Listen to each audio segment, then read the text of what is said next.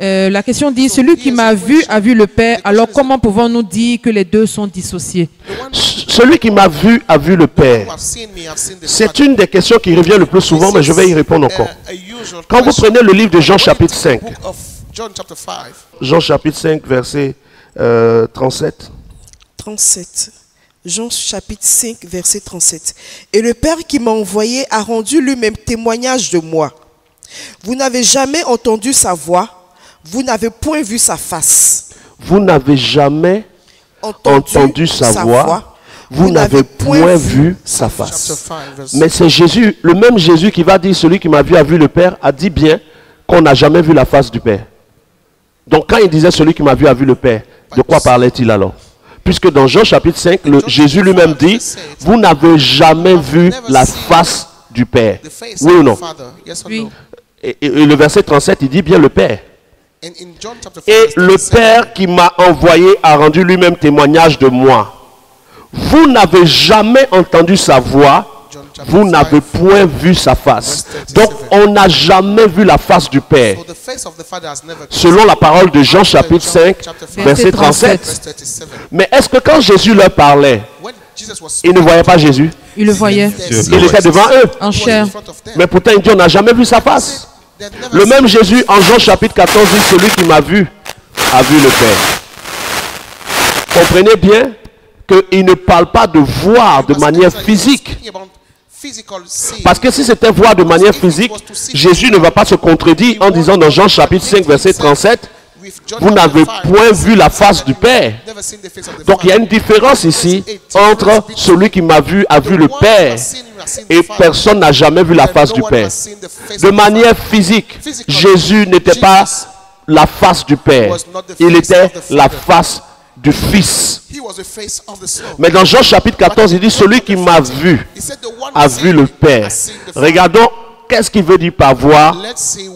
Nous sommes dans Jean chapitre 14.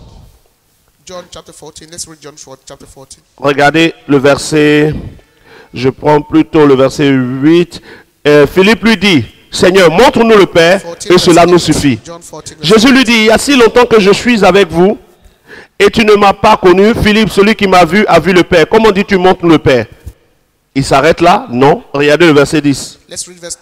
Ne crois-tu pas que je suis dans le Père et que le Père est en moi?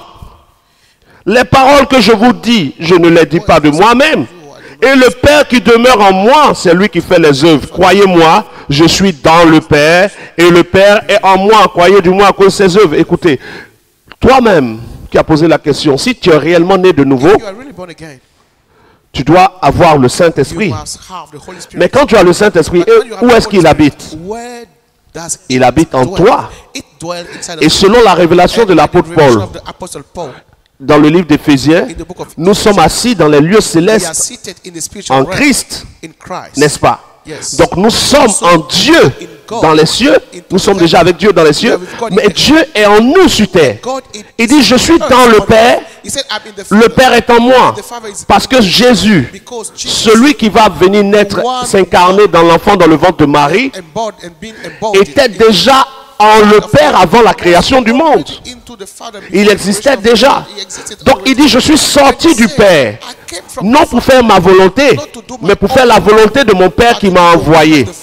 Donc lui, il est dans le Père avant la création du monde. Et il est sorti du Père pour venir pour une mission. Mais quand il est sorti du Père, le Père a habité en lui. Donc il est dans le Père et le Père est en lui. C'est ce qu'il voulait dire par celui qui me voit a vu le Père. Pourquoi? Parce que pendant que Jésus était sur terre, il était le seul rempli du Saint-Esprit. Et j'aimerais que quelqu'un me donne son portable. Donne-moi ton portable comme ça. Regardez bien ce portable. Si je le dépose ici, le portable est à ma gauche. Si je le mets ici, le portable est devant. Si je le mets ici, le portable est à ma droite. Mais partout, le portable sera... L'habillage du portable sera. L'habillage ne quitte pas le portable.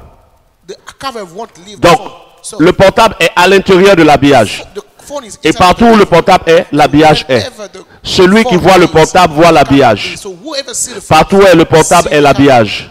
Jésus était rempli du Saint-Esprit. Et comme il était le seul rempli du Saint-Esprit, partout où Jésus se trouvait, il était Emmanuel.